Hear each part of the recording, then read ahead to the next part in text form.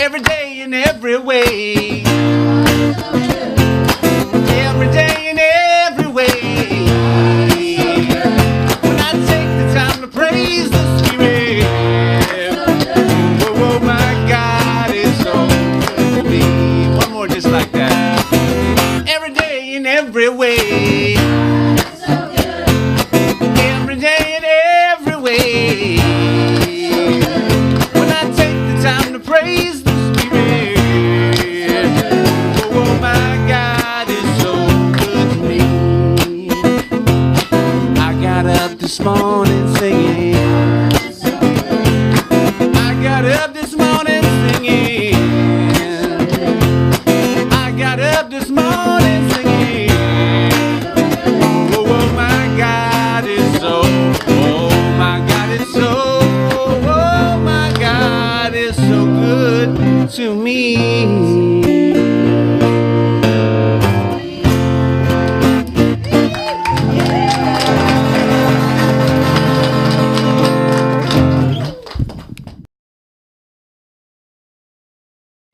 So actually, my talk today is about spiritual exile, a downward spiral or an upward lift. And while I was in my spiritual exile, which I will talk about in a few minutes, I wrote a poem to express what I was going through at the time. Gray stone walls encircle me as high as the eye can see. Spatters of blood sometimes through from hitting my head against the wall. The heels of my fists scraped and bruised from pounding for release. My voice silenced from screaming to be heard. Head aching from thinking, planning, doing, and trying to find out beyond the walls to my hopes and dreams. I've sought and have not found. I've knocked and I've not been heard. I've asked and not been given.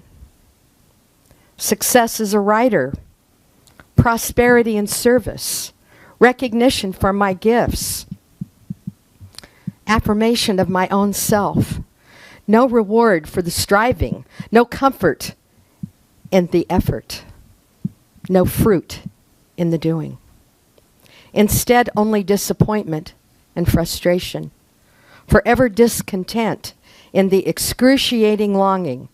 But this is not just another dark night of the soul, for God is here all around me, holding me fast. I absolutely feel the presence. It's just not responding. Instead, it's waiting in silence for me to cease this relentless striving which has imprisoned me in an exile of my own making, with nothing left to give. Absent energy or motivation for the striving, exhausted from the pursuit. I collapsed to the floor in prayer, pleading, "What do you want from me?" Imprisoned in my tower, exiled from my dreams, God's one word, answer, whispered. And I'll tell you what that is at the end of my talk. And here at last, I am. Now, literally, exile is when a person or people or are banished from a country. And metaphorically, exile is where life throws you a curve and you end up isolated, disillusioned, and disoriented, mourning the loss of what you thought was held very close to your heart. And you find yourself, and I found myself, in an emotional place that I never anticipated. It left me scared and alone and wondering if I would ever return to normal. So loss is at the very base of any kind of exile. It could be from a relational breakdown. It could be from the death of a loved one. It could be a setback in health, or it could be various reasons like a job loss or an empty nester, or an emotional condition like depression and anxiety. Spiritual exile, which is what I went through. Many people, when they're in spiritual exile, are seeking and trying to find God again. For some, they come right out of it. For me, I didn't for quite a few months. It was confusing for me. It was a separation that I was feeling. Sometimes people go through it when they have bad church experiences, or they have encounters with spiritual people that aren't so spiritual, and they are disillusioned. And they're left wondering, where is God in all this? Where is the God? So loss comes in many forms. Exile is one of them. They have a very deep impact. And it can produce basically 3 different types of emotion: anger, sadness, and fear. And I went through all 3, on a major level. So what happened is this. Many of you know that I had a call last summer from a minister in Chicago to start a new spiritual center, an agape-affiliated spiritual center. It's called Cityside Spiritual Center. It's right in the heart of downtown Chicago. And I was so excited because I had been visioning, praying, meditating for my ministry to be revealed. And here I get a call. Now, the other good part was that I have a huge family in Chicago. And I am now living in a beautiful home in Chicago with my brother-in-law, who's got a big house. Paul and I live with him. He's older. He's got a lot of health challenges, so we're like his caretakers. And I'm still working. I'm still working for Cisco, but I work from home pretty much at the time. So life was on a huge upswing for us. So I made several trips last summer. We made the commitment. Yeah, we're moving. And so in January, I was there full time. Now, we birthed our center October 15th of 2017. We had a tremendous turnout. We're in a big downtown theater in Chicago, and it was full. We had about 200 people. As we went through each Sunday after that, the numbers started to shift and change as new things do, you know. So we were prepared for that. And we have a wonderful ecclesiastical team. We have 3 different ministerial students, all from different schools. I'm with Agape. We have Ernest Holmes, and we have Emerson Institute. We also have 6 practitioners. We got lots of volunteers. But slowly, things started to go like this. And then December came, and I left for 2 weeks because my family, we went on a family cruise to Mexico, and then my son decided to ask his girlfriend to marry him, and they got married on Catalina Island, which was beautiful, and it was a stop on the cruise, so they had a beach wedding. It was like, wow, this is great. So we did all that. I came back, went back to Chicago, and the minute I stepped in the center that day, the first Sunday I was back, I could tell something had shifted. I felt disconnected. I didn't feel, what am I feeling? I thought, Mel, maybe it's holiday letdown, you know, after celebrations, you're with your family. And then all of a sudden you go back to your life, and sometimes it's like, I want to go what we did. I want to go back to that. And it didn't happen. But I thought, no, this isn't a spiritual letdown. No, it's not a holiday letdown. It's a spiritual letdown I'm feeling. There was nothing going on. There were no meetings. There was very little communication with the team. And again, I just thought, wow, And that was new for me because I'd always been in a thriving center. San Jose, here, another center, Heart Space Teachings. And I just kind of sat in my room and looked at the wall and went, what the hell did I do? What did I do? I don't know. And so I felt myself going in a downward growth pattern. my brother, David, who is a wonderful man, had a brilliant career in construction and architecture, design. He's traveled the world. He very patient, very loving, very sweet. And he was with me every day, and he kept watching me. And he kept saying, how are you? And I said, I'm okay. How's your work going? It's okay. Is there anything I can do for you? No. Okay. Very patient. Didn't push me. Didn't take me and go, what's wrong with you? You're not like this. He just let me kind of simmer where I was, which was perfect. And because he's so incredibly wise, he knew that things would start to unfold and that I would get to the truth of what was happening for me. What was happening, what I was picking up, is that somebody was going to leave my life. And unfortunately, my spiritual director was the one who left. The one I came to Chicago for is now in Naples, Florida at Unity. And when he told us finally what was going on, I was devastated. And then I was devastated, but then I thought, that's what I've been picking up. I'm picking this up. So, we didn't quite know what to do. He leaves. That's fine. I wasn't angry or mad. I was just disappointed I wasn't going to get to work with him because I was looking forward to that experience.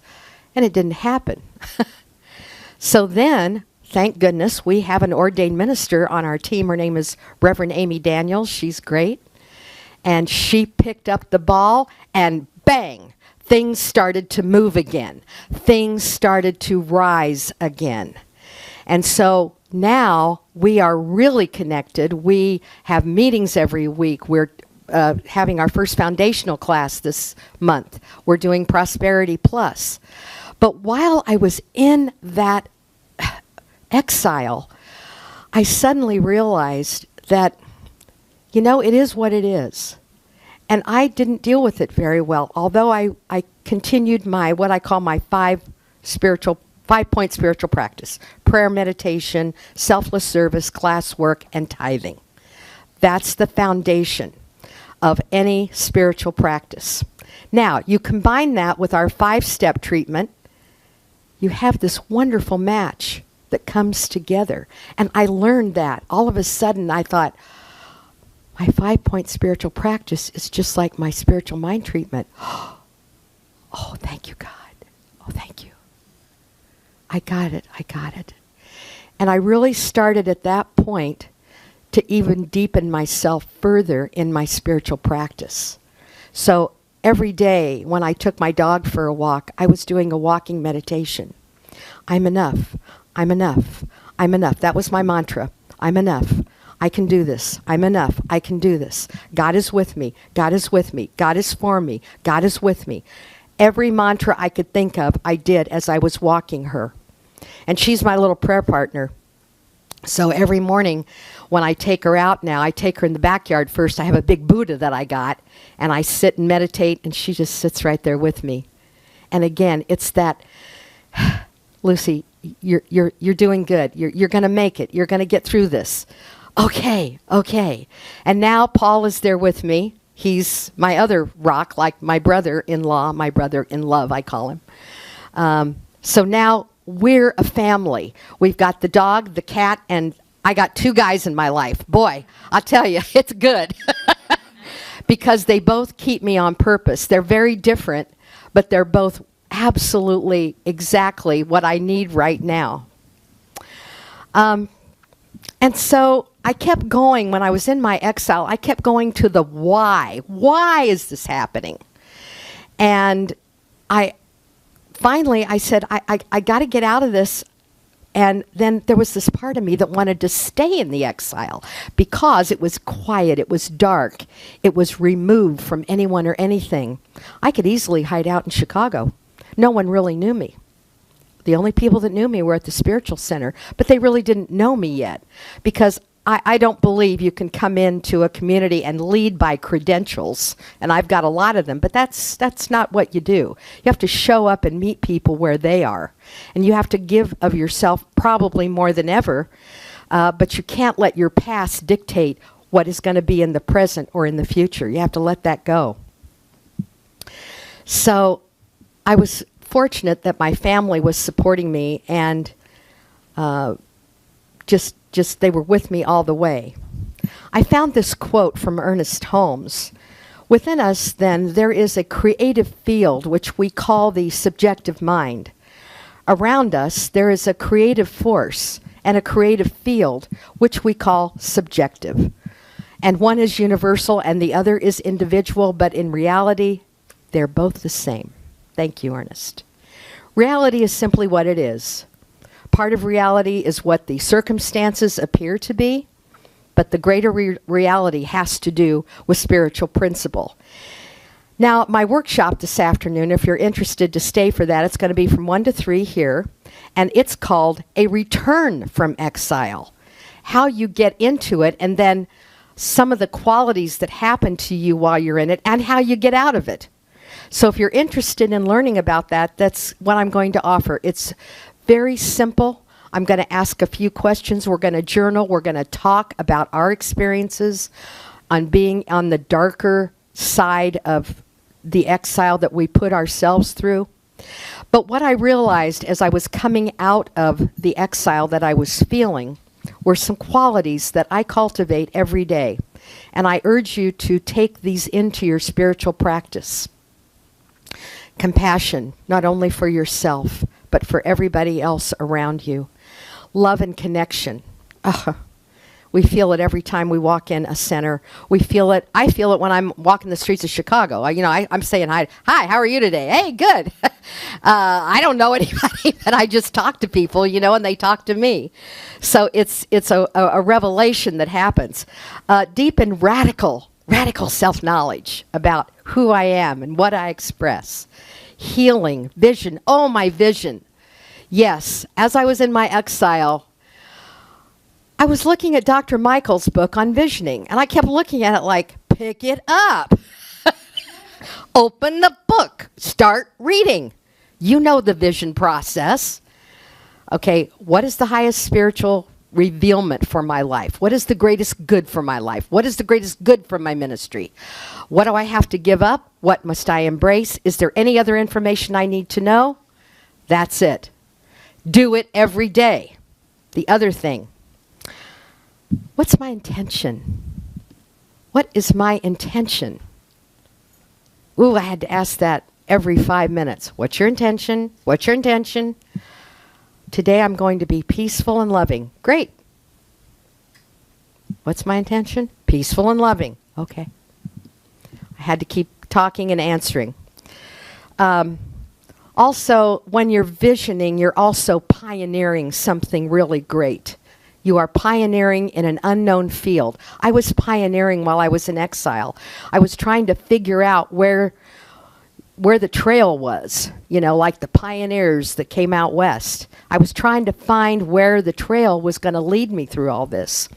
But I evolved and I emerged in a much different way.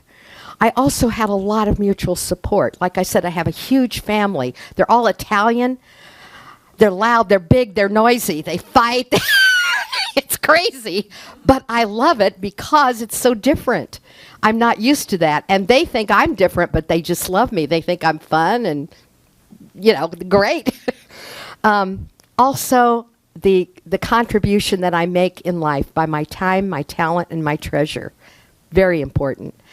And I have possibility thinking, which is way outside the box sometimes, but every time I step out of that, I get a new insight. I get a new lift. And the last thing, I'm very resilient. Very resilient. I can take a lot. And I didn't realize that until I went through the exile in my life. I bounced back. And I was like, when I started to feel better, I was thinking of all the people I'd left behind in California, and I thought, I know that I'm going to be on the track again.